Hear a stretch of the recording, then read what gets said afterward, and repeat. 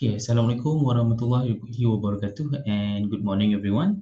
So this week is week 9 out of our 14 week of uh, for this semester, and we are going to learn on chapter 5, which is the financial strategy of transport. Maksud kata dekat sini, in this chapter we will learn about how transport industry ataupun transport sector ni dia mendapat dari mana sumber kewangan dia ataupun bagaimana industri transport ni dia memperolehi sumber-sumber ataupun pendapatan untuk membolehkan operasi seharian mereka dapat dijalankan. Okay, so before that, I would like to remind all of you, saya ada post berkaitan dengan dekat dalam classroom, latest news berkaitan dengan transportation. Menariknya kebetulan pada last week kita belajar on international regulatory bodies, dan pada minggu ni daripada 6 hingga 12 hari bulan Disember, berlangsungnya International Maritime Organization punya assembly. Jadi dalam assembly ni telah berlakunya perkara-perkara penting berkaitan dengan maritime industry, which is tergolong di dalam kita punya bidang kuasa, sebabnya dia berkaitan dengan water transportation. Jadi dalam classroom saya ada post berkaitan dengan news berkaitan dengan IMO Assembly. Jadi untuk perhimpunan IMO yang ke-32 ni telah berlaku beberapa perkara. So I really hope that kamu semua baca artikel yang saya post dekat dalam classroom. Sebab apa? Sebab pada minggu ni kita takkan ada live tutorial. Jadi waktu tutorial nanti saya akan bagi kamu soalan for each of you untuk jawab, dan akan submit pada penghujung kelas tutorial tersebut. Jadi, please prepare yourself. Saya akan post tugasan tersebut ataupun weekly task tersebut di dalam classroom. Makna kata dekat sini untuk kelas A, kelas B, kelas C dan D, masing-masing akan dapat soalan. So, kamu akan jawab secara individual dan akan submit pada penghujung waktu tutorial kelas masing-masing. Alright, so saya just nak kaitkan dengan apa yang kita dah belajar pada minggu lepas. Kalau kamu baca news yang saya telah post berkaitan dengan IMO Assembly itu, ada beberapa perkara penting yang telah dibincangkan yang mungkin saya boleh kaitkan berkaitan dengan apakah kepentingan Malaysia di dalam IMO, dan juga apakah role ataupun dari segi kewangan ataupun dari segi sumbangan kewangan yang telah dijalankan ataupun telah disumbangkan oleh Malaysia. Okay. Alright, so now we are moving to this chapter. Saya bagi secara ringkas gambaran secara general. Untuk chapter ni, kita akan tengok, saya nak kaitkan balik dengan apa yang saya pernah bagi tugasan kepada kamu dalam minggu keempat, di mana saya minta kamu baca berkaitan dengan bajet 2022 yang tak salah saya telah dibentangkan pada 29 hari bulan Oktober. Okay. Jadi apa yang kamu dah baca berkaitan dengan bajet 2022 itu, kita akan tengok apakah kesan ataupun apakah dia punya implication terhadap transportation industry as a whole. Okay, so this is the learning outcome for this chapter. Kamu kena ingat untuk chapter kelima ni, dia ada 4 outcomes that we need to achieve, which is at the end of this chapter. Each of you should be able to understand. The first one adalah in terms of source of capital for transport development. Okay, untuk perkara yang pertama ni kita akan bincangkan, okay, untuk each transport development, tak kiralah dari segi facility, dari segi operation seharian ataupun dari segi mungkin perkembangan operation tersebut, kita akan tengok apakah sumber-sumber kewangan yang diperolehi oleh setiap pemain-pemain industri, especially in transportation punya industri, dan bagaimana mereka memperolehi capital ataupun dana untuk mereka menjalankan operasi seharian. Alright, and then the second learning outcomes, kita akan tengok secara general what is actually budgeting, costing and pricing. And then dekat sini untuk learning outcome yang ketiga, our third learning outcomes adalah the financial role of government and its agencies. Jadi dekat bahagian ketiga ni saya akan kaitkan dengan apa yang saya minta kamu baca berkaitan dengan bajet 2022. Kita akan tengok, okey, berdasarkan bajet 2022 itu, apakah yang telah ditentukan oleh kerajaan untuk setiap kementerian, berapakah jumlah peruntukan yang diberikan. Sebagai contoh, kita akan tengok untuk Ministry of Transportation atau Ministry of Transport, MOT, berapa juta yang telah diperolehi untuk MOT beroperasi pada tahun 2022. And then the last part of this chapter adalah berkaitan dengan elementary knowledge of cost benefit analysis. Okey, untuk CBA ni saya percaya ada beberapa grup yang dapat tajuk berkaitan dengan CBA ni. Don't worry, saya akan explain sedikit berkaitan dengan CBA ni sebabnya in terms of calculation itu dari segi technicalities, tapi apa yang saya nak tekankan adalah pemahaman berkaitan dengan konsep of cost benefit analysis. Itu lebih penting daripada aspek technicality, sebabnya dalam exam, in case kalau dalam exam ditanya, dia lebih menekankan terhadap step-step ataupun konsep of cost benefit analysis. Alright. Jadi for the first slide kita akan tengok what is actually meant by capital. Capital is a term for financial assets or their financial value, such as funds held in deposit accounts, as well as the tangible factors of production, including equipment used in environments such as factories and other manufacturing facilities. Okey, dalam konteks transportation, apa yang penting adalah kena ada sumber kewangan. Sebab apa saya kata kena ada sumber kewangan? Sebabnya everything related to transportation punya sektor, dia memerlukan kos ataupun memerlukan perbelanjaan. Disebabkan itu, kita kena belajar in terms of the transport sector secara general. Okey, so capital ni diperlukan untuk yang pertama, contohnya untuk membayar gaji pekerja, and then untuk membayar sekiranya berlakunya contohnya macam kerosakan ataupun aksiden, kena bayar pampasan sebagai contoh. That's why we need capital. Ataupun jika berlakunya kerosakan, contohnya kalau lori, katalah lori, kamu bekerja di syarikat logistik, lori tersebut rosak di tengah jalan semasa dalam perjalanan untuk menghantar barangan daripada Kuala Lumpur kepada Johor Bahru. Okey, contoh. Dan lori tersebut rosak di Melaka. Jadi apa yang diperlukan adalah kos ataupun sumber kewangan untuk membiayai pembaikan ataupun nak fix apa yang rosak terhadap lori tersebut. Itu in terms of operation. Ataupun kenapa kita perlukan capital in transportation adalah dari segi maintenance. Okey, bila kita ada facility, contohnya macam terminal KL Central. Jadi bila ada KL Central tersebut telah beroperasi, bila kita apa aspek yang penting adalah dari segi maintenance. Sebabnya kalau sesebuah bangunan ataupun facility, transport facilities tidak dimaintain dengan bagus, dia akan menyebabkan berlakunya mungkin kebocoran atap ataupun dari segi kebersihan ataupun dari segi sustainability of that facility. Jadi disebabkan itu kita perlukan capital ataupun dari segi sumber kewangan supaya benda-benda yang saya nyatakan tadi tu dapat kita jalankan. Bila saya bagi contoh, katalah sebagai pemilik bangunan KL Central, tetapi kamu tak ada sumber kewangan yang mencukupi, implikasi dia adalah menyebabkan maintenance tidak dapat dijalankan. Apabila maintenance ataupun dari segi kawalan standard tidak dapat dijalankan secara berkala, dia akan menyebabkan berlakunya impact kesan-kesan yang seterusnya. Sebagai contoh, mungkin akan berlakunya kebocoran atap bila kita tak maintain dengan betul. Contohnya katalah dia pakai zinc ataupun dia pakai glass punya roof, tapi bila tak maintain dia akan menyebabkan leaking, seterusnya menyebabkan ketidakselesaan. Okay, that is what is meant by capital, di mana dia perlu ada sumber kewangan untuk memastikan daily operation dapat dijalankan. Okay, so kita masuk kepada learning outcomes yang pertama. Dekat sini adalah source of capital for transport development.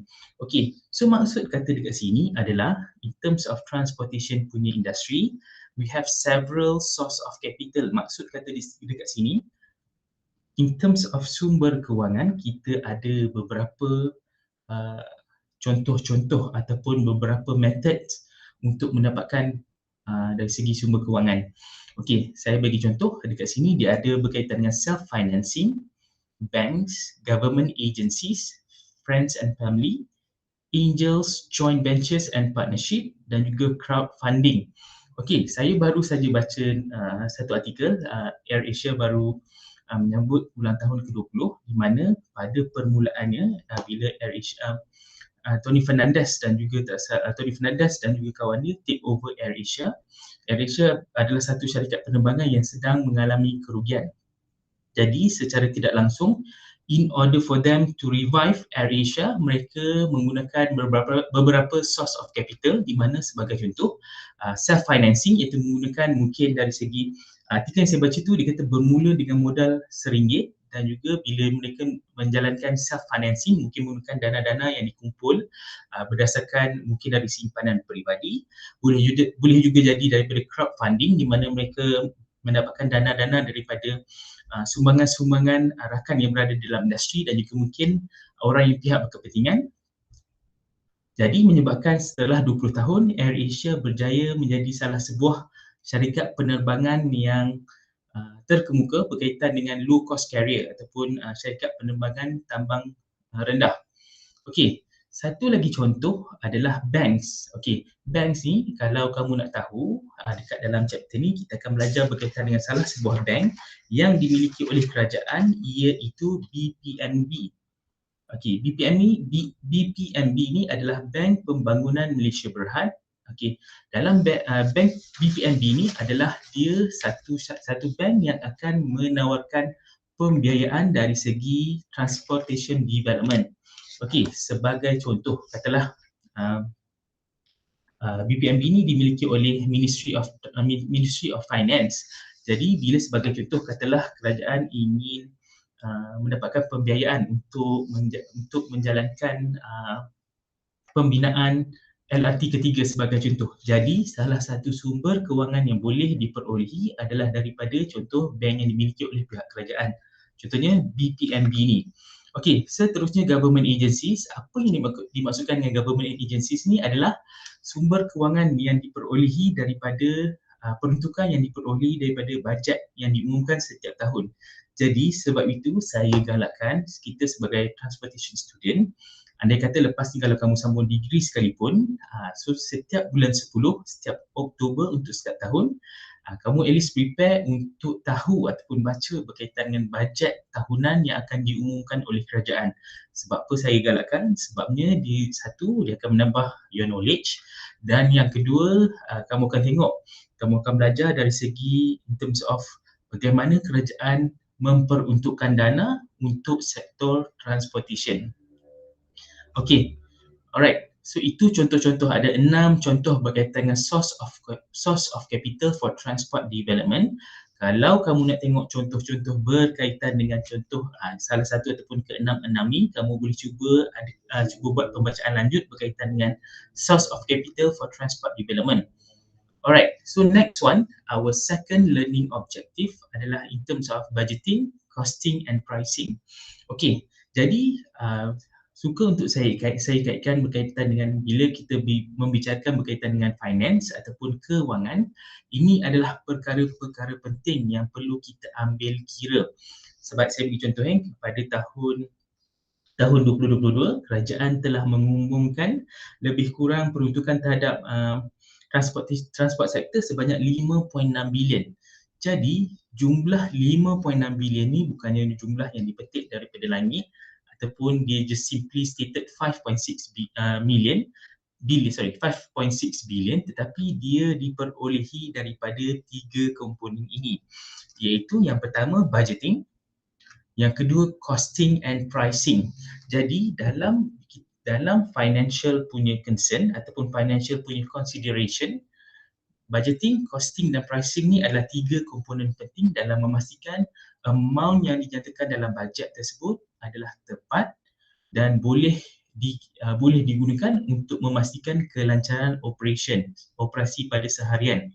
Okey, so kita akan tengok yang perkara pertama adalah budgeting. Budgeting is the process of creating a plan to spend money. This spending plan is called a budget. Creating this spending plan allows determination in advance whether you will have enough money to do the things you need to do and would you like to do. Budgeting is simply balancing your expenses with your income. Okey, kalau kita nak mudahkan pemahaman berkaitan dengan budgeting, okey, kita tengok daripada konteks, saya bagi analogi saya bagi contoh macam kamu pelajar dalam satu semester kamu ada lebih kurang dalam 14 minggu. Dalam tempoh 14 minggu tu, andai kata saya bagi contoh kamu apply untuk PTPTN. Katalah kamu dapat satu semester mungkin kamu dapat 1,000 untuk 14 minggu. Jadi dalam masa 14 minggu tu, of course, kalau kamu bijak dalam berbelanja, kamu akan buat plan dalam 14 minggu tu, how much would you spend for each day ataupun setiap minggu. Sama juga. So konsep dia adalah bila kamu buat budgeting, kamu akan kira, kamu akan assume berapa jumlah yang kamu akan spend dalam satu tempoh yang diberikan. Okey, sama juga dengan budgeting ni, contohnya macam bajet 2022. Okey, setiap tahun dia akan dibentangkan untuk tahun yang seterusnya pada setiap bulan Oktober. Macam Oktober baru ni, bajet 2022 dibentangkan pada 29 hari bulan Oktober 2021. Makna kata, kerajaan telah plan untuk spending ataupun dia punya kadar penggunaan duit ataupun the way they spend the money bermula daripada Januari 2022 sehingga Disember 2022. Itu yang dinyatakan sebagai process of creating a plan to spend money. Makna kata dekat sini, budgeting adalah proses untuk kita plan untuk dalam satu tempoh berapa jumlah duit yang dijangka akan digunakan dalam satu tempoh yang diberikan. And then in terms of costing is the proposed or estimated cost of producing or undertaking something. A costing is an estimate of all costs involved in a project or a business venture. Maksud kata dekat sini, kalau budgeting tu kita nyatakan secara meluas, dia ada dia punya pecahan setiap bahagian, contohnya transportation, dari segi ekonomi, dari segi health ataupun dari segi mungkin dari segi pembangunan luar bandar. Tetapi dalam costing ni dia lebih detail di mana dalam setiap dalam proses kita nak hasilkan costing ni kita kena nyatakan secara detail. Saya bagi contoh, katalah costing untuk menghasilkan LRT ketiga. Contohnya di exact amount saya mungkin tak sure, tetapi saya bagi contoh, katalah amount untuk hasilkan LRT ketiga dalam masa 2 tahun adalah 3 bilion ringgit Malaysia. Jadi dalam masa 3 tahun tersebut, costing ni dia berperan sebagai untuk nyatakan breakdown for each of the costs involved in LRT ketiga. Daripada permulaan dia buat dia plan untuk bina LRT ketiga sampailah di tengah bina, sampailah kepada bila dah siap. Jadi costing ni dia akan nyatakan setiap satu item, sebagai contoh mungkin pembayaran gaji kepada buruh sebagai contoh, ataupun dari segi maintenance. Okay, itu adalah dari segi costing, di mana berbanding dengan budgeting, costing dia lebih detail dan dia ada pecahan dia yang menyatakan untuk setiap bahagian tersebut. And then in terms of pricing ni is the process whereby a business sets a price at which it will sell its product and services and may be part of the business marketing plan. Okay, dalam costing ni of course dia akan nyatakan dari segi pricing. Pricing ni adalah penyataan dalam bentuk wang ringgit ataupun mata wang. Boleh jadi dalam mata wang ringgit Malaysia, boleh jadi in US dollar kalau melibatkan urus niaga dengan pihak luar, ataupun mana-mana mata wang yang diterima pakai di seluruh dunia. Jadi I would like to emphasize dari segi budgeting, costing dan juga pricing. Ini adalah 3 komponen penting in financial punya concern ataupun financial consideration. Okay. Next one, kita pergi kepada bahagian outcome yang ketiga berkaitan dengan financial role of government and its agencies. Okey, saya nak kaitkan bahagian ini dengan apa yang kita dah belajar pada chapter awal. Kalau tak salah saya pada chapter permulaan, chapter 1 dan chapter 2, kita ada belajar berkaitan dengan management, iaitu berkaitan dengan POLC, Planning, Organizing, Leading and Controlling. Macam saya katakan sebelum ni, kamu dah belajar dalam subjek MDT 162, kalau tak salah saya kod dia, Fundamentals of Management, di mana the basic role of management adalah in terms of planning, organizing, leading dan juga controlling. Jadi dalam konteks transportation, dalam konteks subjek ni TPT 350, kita expand lagi the role of management di mana dia melibatkan role of budgeting dan juga providing. Okey, saya bagi contoh. Okey, contoh paling mudah yang mudah untuk kita fahamkan adalah dari segi bajet tahunan kerajaan. Saya ambil contoh bajet 2022. Okey, so untuk bajet 2022 ni pada permulaan peringkat untuk penghasilan bajet 2022, sebelum dia dibentangkan pada bulan Oktober, jadi pada awal tahun sebenarnya pihak kerajaan telah mula plan, pihak Kementerian Kewangan telah mula plan. Okey, untuk tahun seterusnya ini adalah bajet yang akan diberikan. Jadi pada peringkat planning ni dijalankan di sekitar bulan Januari ataupun Februari pada setiap tahun. Seterusnya setelah dirancang, kemudian di role of organizing, leading and controlling. Jadi dekat bahagian-bahagian ini dia berlaku sekitar bulan March, April, Mei, Jun, Julai, Ogos dan September. Seterusnya bajet 2022 dibentangkan pada bulan Oktober. Jadi untuk bajet tersebut dia akan dikeluarkan pada tahun yang seterusnya pada bulan Januari. So saya bagi contoh macam bajet 2022 tadi dibentangkan pada bulan Oktober, 29 Oktober 2021 dan dia berkuat kuasa pada tahun 1 Januari 2022. So the cycle will continue tahun yang berbeza tetapi dalam tempoh masa yang sama daripada Januari sampai kepada Disember. Okey. Alright. So, saya nak kaitkan apa yang saya minta kamu baca berkaitan dengan bajet 2022. Dekat sini, peranan kerajaan kita tengok dari segi allocation for expenditures by ministries.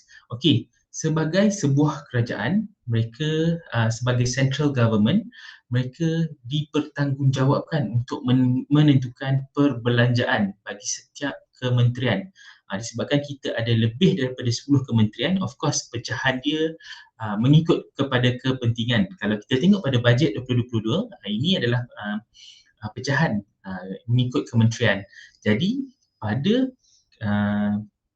priority ataupun keutamaan kerajaan pada tahun 2022 adalah sektor education ataupun sektor pendidikan. Seterusnya health, sektor pendidikan menerima 52.6 bilion ringgit untuk dibelanjakan pada tahun 2022 untuk pastikan sektor pendidikan ni diperolehi dia punya benefit ataupun manfaat kepada rakyat.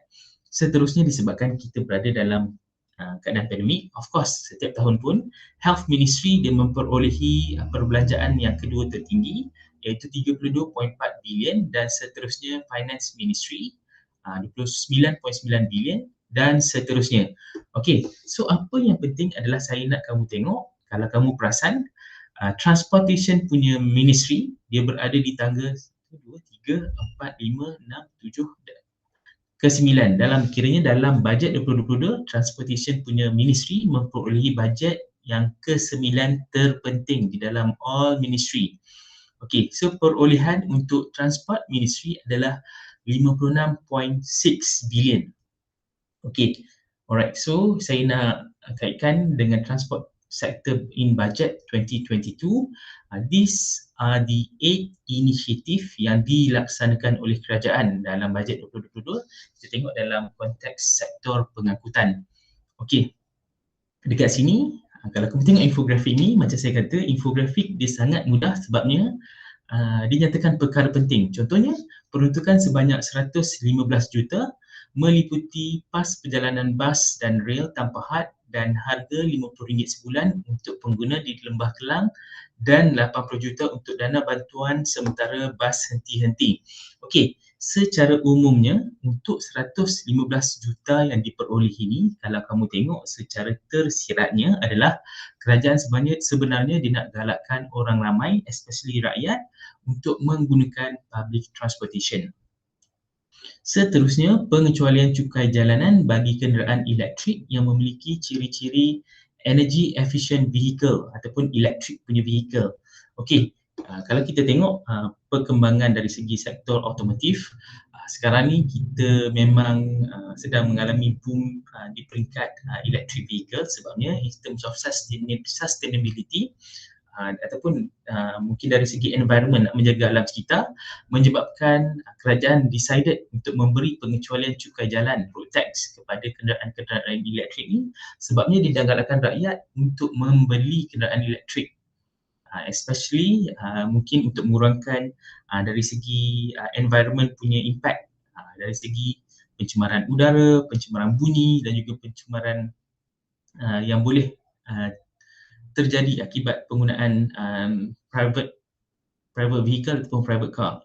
Okey, seterusnya dekat sini kerajaan juga dia menanggung sepenuhnya bayaran lesen kenderaan motor bagi golongan OKU.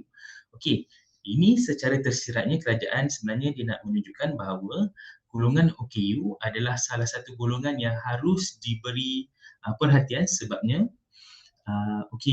golongan OKU ni sebenarnya dari segi kesedaran kita, kalau perasan berbanding dengan tahun-tahun sebelum ni, pemeliharaan ataupun kepentingan pihak golongan OKU ni sebenarnya dia salah satu kepentingan yang sedang diperjuangkan. Jadi secara tidak langsung dalam bajet 2022 ni, iaitu inclusion of disabled punya golongan, menyebabkan kerajaan decided untuk menanggung sepenuhnya bayaran lesen kenderaan motor. Salah satu lagi adalah berkaitan dengan peruntukan untuk meneruskan subsidi bagi perkhidmatan train tidak ekonomik TTE dan juga program MyRail 5 untuk meringankan beban kewangan golongan sasar, iaitu pelajar sekolah dan OKU. Macam saya kata tadi, bila peranan kerajaan dalam menggalakkan penggunaan public transportation, of course selalunya di kawasan-kawasan bandar dan juga di kawasan-kawasan luar bandar, public transportation ni dia berperanan untuk membawa golongan-golongan yang kurang kemampuan dan juga pelajar sekolah dan juga OKU. Jadi bila ada peruntukan subsidi, contohnya macam MyRail 5 ni, menggalakkan orang ramai untuk menggunakan public transportation. Seterusnya, sebanyak 209 juta diberikan untuk perkhidmatan pengangkutan udara luar bandar untuk manfaat penduduk setempat di kawasan pedalaman Sabah dan Sarawak. Macam kita tahu, berdasarkan faktor geografik untuk sesebuah negara, keadaan geografik untuk sesebuah negeri, dia sebenarnya mempengaruhi. Contohnya kalau Sabah dan Sarawak mungkin di kawasan pedalaman, di banyak kawasan pedalaman boleh dikategorikan sebagai kawasan luar bandar, dia memerlukan perkhidmatan pengangkutan udara, sebabnya mungkin mereka masih lagi kekurangan dari segi land transportation dan juga mungkin dari segi reachability, dia lebih bersesuaian dengan pengangkutan udara ataupun pengangkutan air. Jadi salah satu peranan kerajaan adalah dengan memberi subsidi untuk menggalakkan orang ramai dapat menggunakan manfaat pengangkutan udara di Sabah dan Sarawak. Alright. And then untuk inisiatif yang tadi, yang 1, 2, 3, 4, 5, ini inisiatif yang ke-6, iaitu peruntukan perolehan 20 kenderaan kaunter JPJ mobile. Sebab apa? Kerajaan menggalakkan ada kaunter JPJ mobile untuk reach pengguna-pengguna yang mungkin tidak dapat keluar ke bandar untuk pergi, contohnya urusan berkaitan dengan JPJ. Jadi bila ada JPJ mobile ataupun van JPJ ni, bila mereka buka di kawasan luar bandar ataupun kawasan yang mungkin di kawasan pedalaman, menyebabkan orang ramai dapat akses kepada perkhidmatan ataupun sistem JPJ. Seterusnya dekat sini peruntukan 100 buah kios dengan fasiliti lengkap komputer berorientasikan pelanggan di UTC untuk diagikan ke seluruh Malaysia bagi memudahkan orang awam. Okey, jadi bila kita upgrade ataupun maintain dari segi maintenance, dari segi komputer di UTC, kalau kamu pernah pergi untuk renew your license ataupun pergi untuk urusan rasmi dekat urusan rasmi kerajaan berkaitan dengan contohnya nak baru lesen, nak dapatkan lesen ataupun nak ganti IC, kalau kamu perasan in terms of facility tu mungkin outdated ataupun dia menggunakan device yang lama. Jadi bila ada peruntukan ni, kerajaan dapat menggantikan device ataupun komputer-komputer lama tersebut dengan memastikan servis yang ditawarkan tu lebih efisien. Dan last sekali, inisiatif yang ke-8 dalam bajet 2022 adalah peruntukan sebanyak 30 juta kepada rakyat dalam golongan B40 untuk mendapatkan rebate ataupun insentif bagi pembelian kerusi keselamatan kanak-kanak Child Restraint System CRS. Okey, kenapa kerajaan menggalakkan orang ramai untuk menggunakan kalau dalam bahasa mudahnya kerusi keselamatan kanak-kanak dalam kereta tu ataupun child car seat? Sebab apa? Dia dapat mengurangkan kemungkinan untuk berlakunya kemalangan jalan raya. Kenapa? Sebab apa? Sebab tu kerajaan menggalakkan untuk menggunakan child car seat untuk mengelakkan ataupun mengurangkan kadar kemalangan ataupun kadar kematian yang berlaku, accident. Alright, so these are the initiative in budget 2022 dalam konteks transportation. Jadi saya harap in future, katalah lepas pada subjek ni pun, pada setiap bulan Oktober, each of you are excited untuk tahu apakah selain daripada bantuan ataupun keistimewaan yang kamu dapat sebagai pelajar, kamu boleh tengok dari segi bagaimana kerajaan mengumumkan bajet setiap tahun, so that dalam konteks transportation kamu dapat information berkaitan dengan mungkin dari segi pengecualian cukai ataupun dari segi polisi-polisi yang dijalankan oleh kerajaan. Okey, satu lagi suka untuk saya kaitkan berkaitan dengan RMK, Rancangan Malaysia. Dia sekarang ni Rancangan Malaysia ke-12. Ia diumumkan kalau tak salah setiap 5 tahun. Jadi dalam Rancangan Malaysia ke-12 ni pun salah satu kaedah ataupun cara untuk kita belajar bagaimana kerajaan memastikan polisi ataupun peraturan ataupun approach of terhadap rakyat dijalankan. Jadi salah satu daripada bajet 2022 mungkin kamu tengok dari konteks RMK. Kalau sekarang ni RMK ke-12. Alright. Jadi ini adalah summary budget 2019 and 2020. Mungkin kamu boleh baca. Saya just letakkan dekat sini so that kamu boleh refer daripada bajet 2019, 2020 dan 2021. Salah satu contoh untuk sektor transportation pada tahun 2020 adalah penggalakan ataupun kerajaan menggalakkan Autonomous Vehicle Pilot Project. So this were also transportation sector punya bajet in 2020, di mana daripada dahulu kerajaan memang sangat-sangat menggalakkan penggunaan public transportation. Sebagai contoh, unlimited access, monthly pass ataupun buses dan juga di peringkat railway. Okay, so these are the infographic for Belanjawan 2020 berkaitan dengan transportation punya konteks. Okay, so sebelum kita masuk dekat Bank Pembangunan Malaysia Berhad, BPMB yang saya nyatakan kat awal tadi, kita akan berehat sekejap lebih kurang dalam 2 minutes. And I will come back after 2 minutes, so please gunakan masa ni untuk kita refresh our eyes dan juga relax sekejap. And maybe you want to stretch, pulang pada kamu. Kita akan bertemu dalam 2 minutes.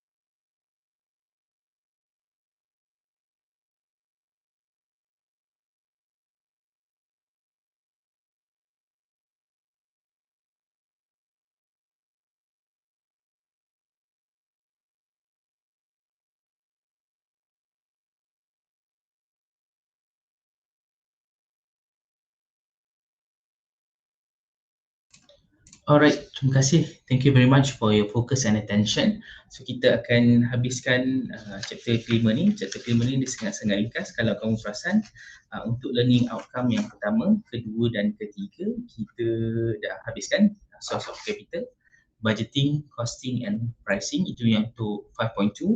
And then 5.3 berkaitan dengan financial role of government and its agencies. Kita dah habiskan.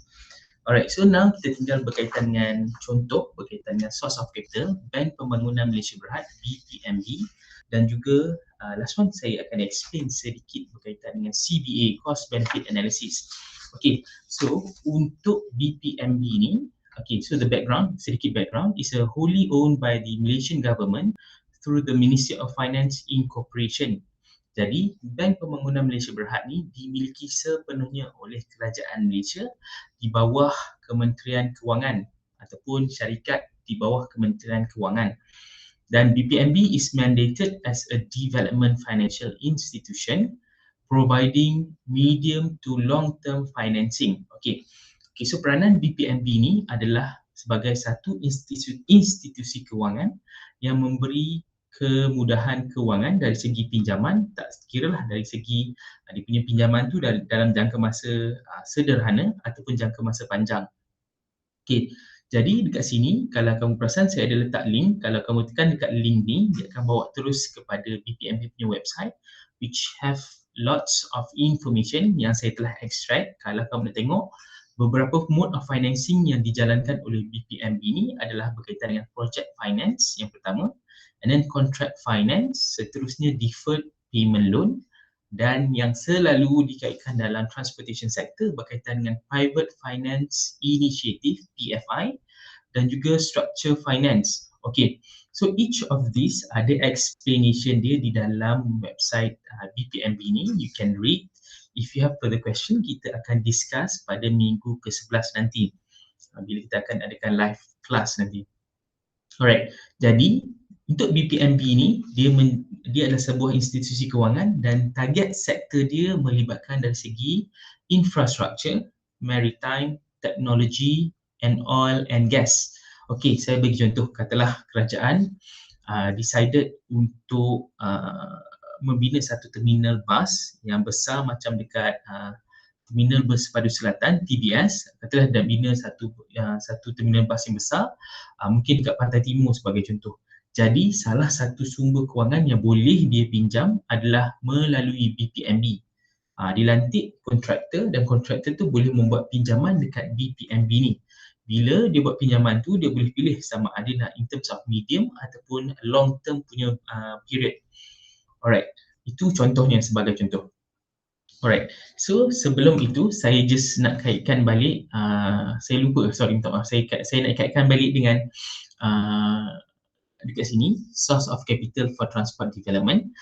Macam minggu lepas saya ada pergi satu conference ataupun webinar yang diadakan oleh IRDA, Iskandar Regional Development Authorities, dan mereka ada present satu projek iaitu Iskandar Malaysia, Bandar Iskandar Malaysia yang meliputi Majlis Bandaraya Iskandar Puteri, Majlis Bandaraya Johor Bahru dan Majlis Bandaraya Pasir Gudang.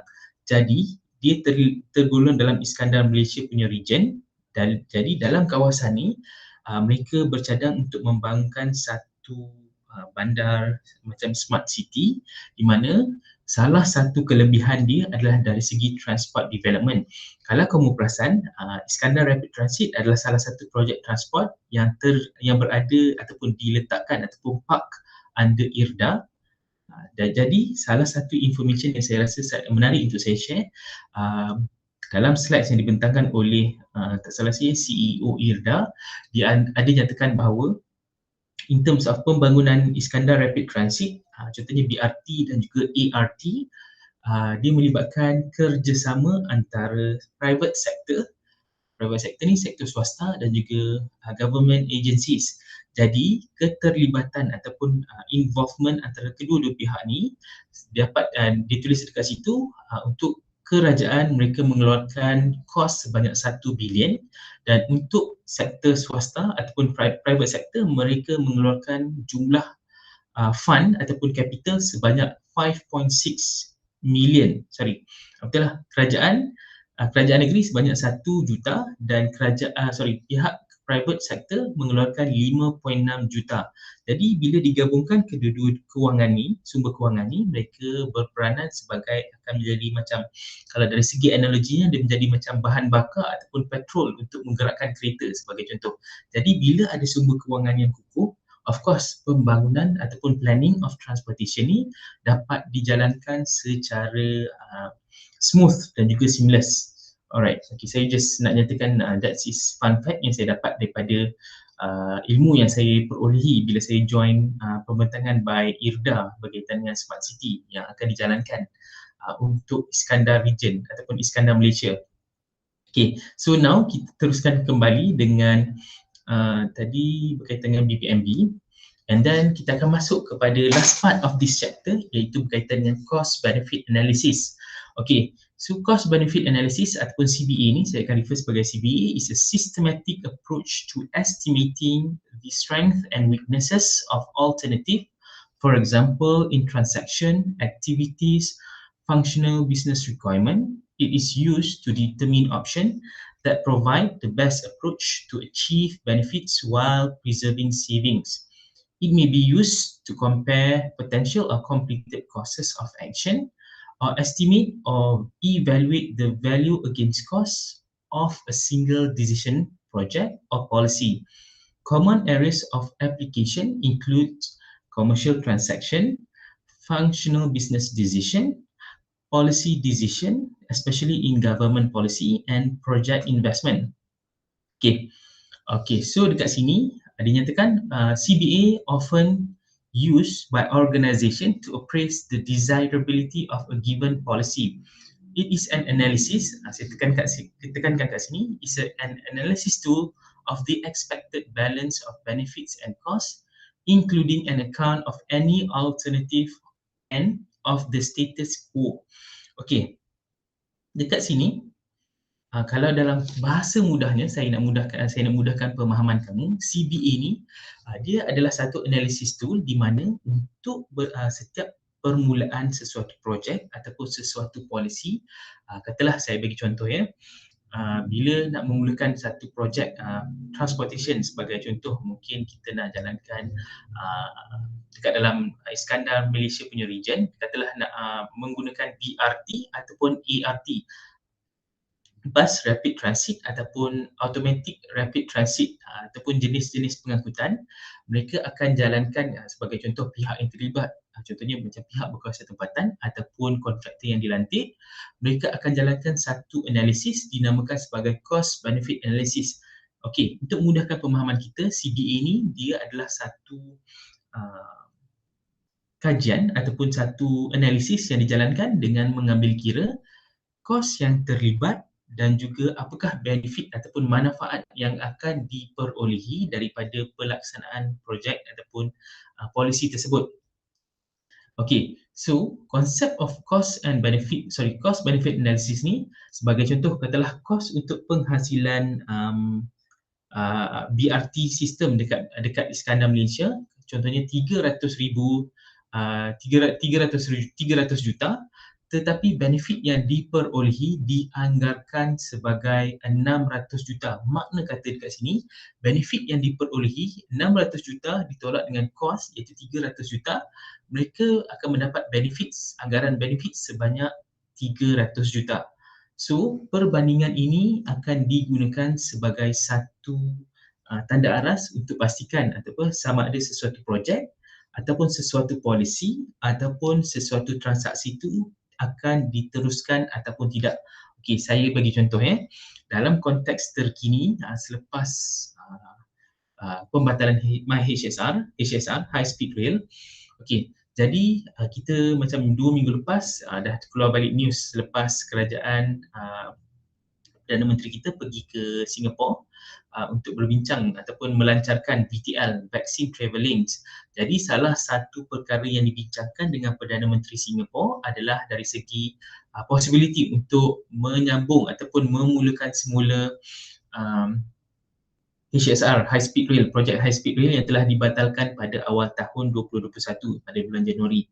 Jadi untuk kedua-dua kerajaan menjalankan semula HSR projek yang dibatalkan tu, cost benefit analysis ni akan digunakan untuk pastikan kalau projek HSR ini diteruskan, apakah kos yang terlibat dan juga what is the benefit that will be uh, enjoyed by the government and both countries.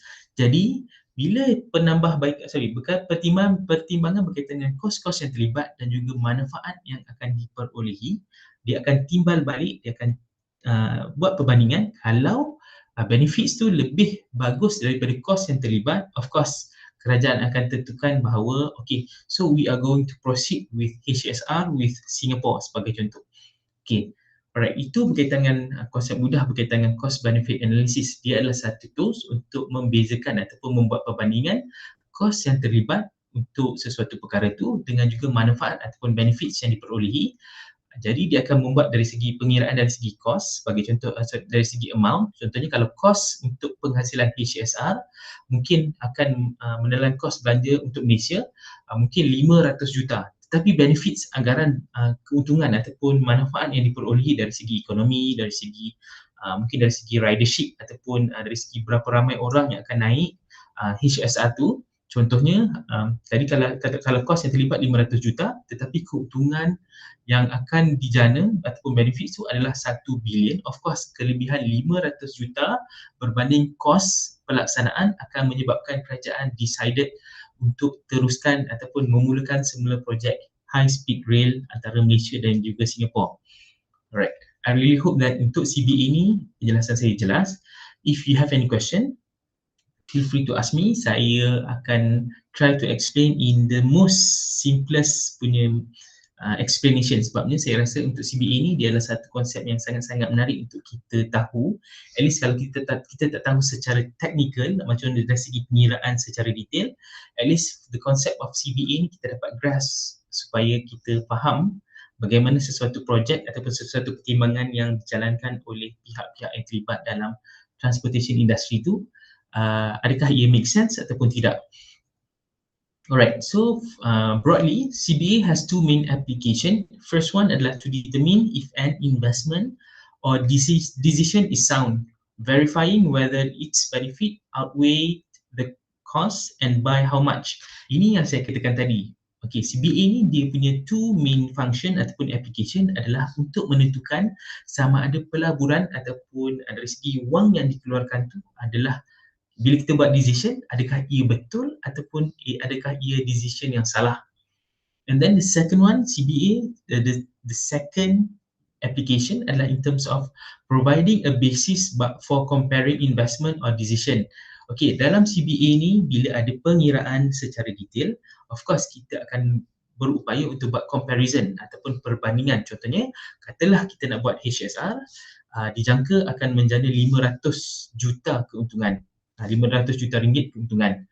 Tetapi kalau kita tidak buat HSR, tetapi kita fokuskan kepada dari segi mungkin perkhidmatan kereta api biasa, tetapi dapat menjana 1 bilion ringgit. Jadi of course bila kita buat comparison, kita akan pilih keuntungan yang lebih tinggi, iaitu mungkin bila kita aplikasikan pembinaan rail ataupun kereta api yang biasa, dia memperoleh keuntungan 1 bilion. That is what is meant by CBA. Dia berupaya untuk menentukan sama ada sesuatu pelaburan tu adakah it make sense ataupun it doesn't make any sense, ataupun yang kedua kita boleh buat comparison in terms of adakah pelaburan tersebut akan menjana keuntungan ataupun tidak. Alright, so these are the steps in CBA, cost benefit analysis. So for each project, sebagai contoh, kalau baru-baru ni kecoh dekat social media berkaitan dengan Menara Merdeka 118 yang telah dilancarkan oleh Perdana Menteri. Of course, ramai orang, ada pihak yang menyokong, ada pihak yang tidak menyokong dengan pembinaan menara tersebut. So apa yang saya nak tekankan kat sini, kerajaan as a whole, of course bila mereka nak buat decision, mereka bukannya buat decision secara terburu-buru, tetapi CBA analysis ataupun cost benefit analysis ni mungkin salah satu analysis tool yang digunakan oleh pihak kerajaan untuk menentukan sama ada mereka nak teruskan dengan projek pembinaan Menara Merdeka 118 ataupun tidak.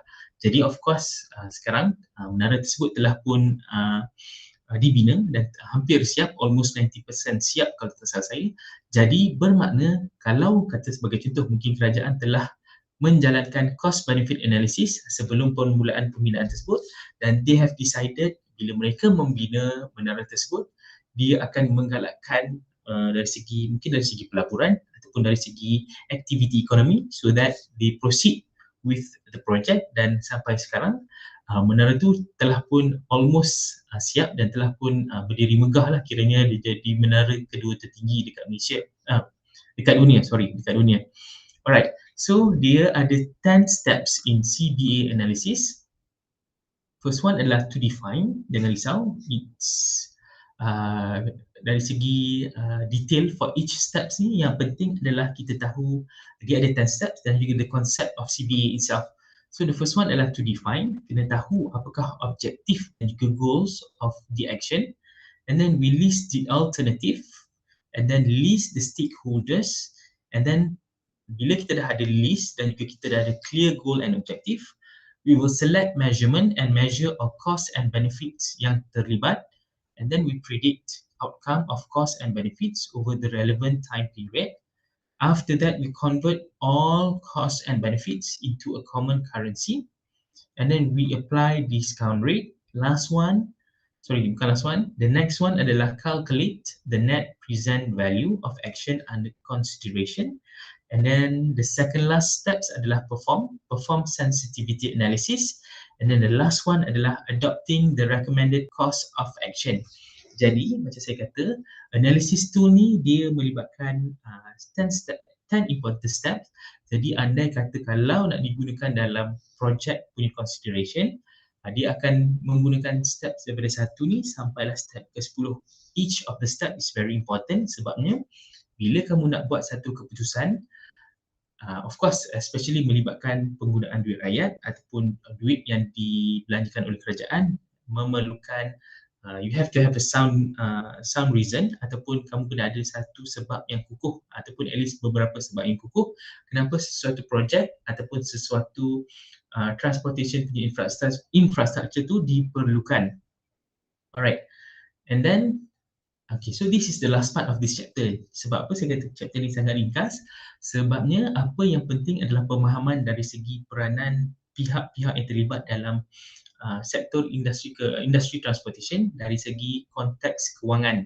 Okay, so kalau untuk CBA ni apakah yang kiranya what CBA covers ataupun dalam requirement of CBA ni apakah yang dia liputi ataupun apakah yang dia jaga in terms of kepentingan. Yang pertama adalah in terms of effects on users or participant. Of course, dalam sesuatu pelaksanaan projek, especially melibatkan kerajaan, perkara pertama yang diambil kira adalah kepentingan rakyat.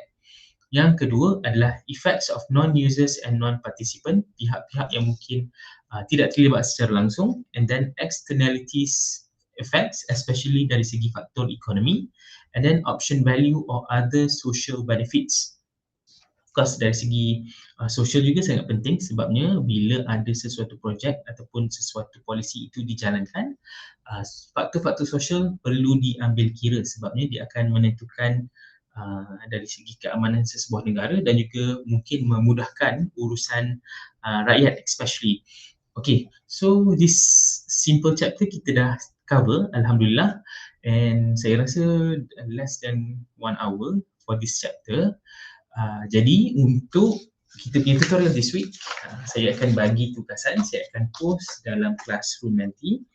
Macam saya kata, untuk setiap kelas saya akan bagi tugasan yang berlainan. Kamu akan hantar secara individual and please respect the deadline I've given. Kamu kena hantar pada penghujung kelas tutorial. Minggu ni saya boleh remind lagi. Minggu depan sebab saya ada minggu ke-10 saya ada saya ada kursus macam saya explain dalam kelas tutorial. So minggu ni saya berpeluang untuk remind kamu lagi berkaitan dengan your attendance. Okay, so thank you very much for your attention and your focus, and I really hope that you read some of the article that I have posted in the classroom, and insyaAllah by next week kita akan habiskan kita punya syllabus before you go for your special break, for your Christmas break. Okay, Assalamualaikum and thank you very much.